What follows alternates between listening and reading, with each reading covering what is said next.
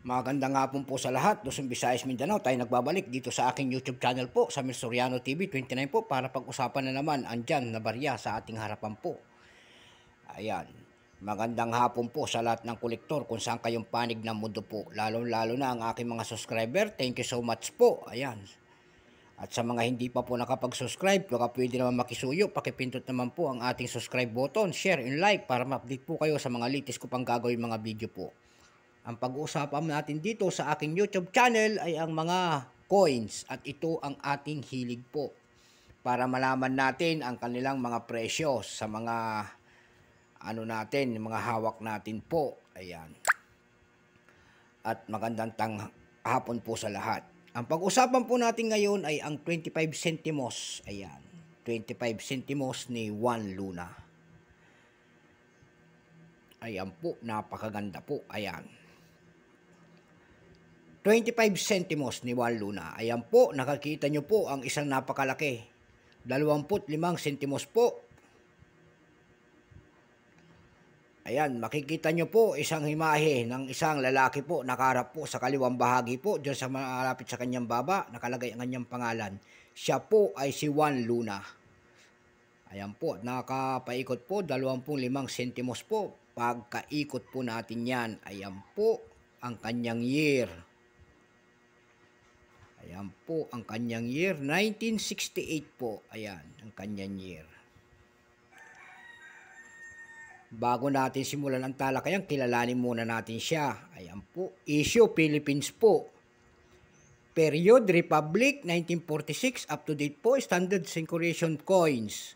Year 1967 hanggang 1974. Value po nito ay 25 centimos, currency po, piso. 1967 up to date po. Composition po nito ay nickel brass. May bigat po itong 4 grams. May haba po itong 21 mm. May kapal po itong 1.27 mm. Ayan po. Shape, round, siyempre. Orientation, middle alignment. Demonetize na po ito noong January 2, 1998. Number -3753. Reference number KM-199. Ayan po, yung nasa kanyang likod po, scientific name ay Coat of Arms of the Philippines. Ayan. Ayan po ang tinatawag nilang Coat of Arms. Ayan, papakita ho natin. Andyan po ang logo ng sinaunang Bangko Sentral ng Pilipinas. Mapapansin nyo po dyan, mayroon po isang leon at saka po isang agila, tatlong bituin. Ayan po, at Republika ng Pilipinas in the year. Yung leon, simbolo po ng Espanya. Yung agila po, simbolo po ng Amerika. Yung tatlong bituin, Luzon, Visayas, Mindanao. Ayan po, maliwanag po ang ating pagkakadetalye. Ito 1968 na ito, dumako tayo doon. Hindi po dito ginawa ito. Ito po ay ginawa sa San Francisco Mint. Ayan, San Francisco ginawa. Ito po ay may 31%. Ayan po, kung ilang piraso pong ginawa doon sa ating San Francisco Mint ng dito, ay ito po ay 10 milyon lamang. Ayan, sarado po.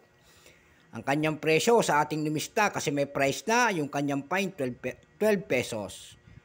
Very fine 12 pesos, extra fine 14. Almost uncirculated dito ay 27 pesos. Uncirculated po ay 37 pesos lamang. Ayan, naliwanagan tayo sa kanyang selling price. Ngayon, dako tayo doon sa ating pinag-uusapan kung magkano na ang kanyang presyo. Dumako tayo doon sa ebay.com po, nakakita tayo doon na nagbebenta nito ng $12.45. Mayroon din $3. Mayroon din 366.50 pesos. May 327.44 pesos. Ayan.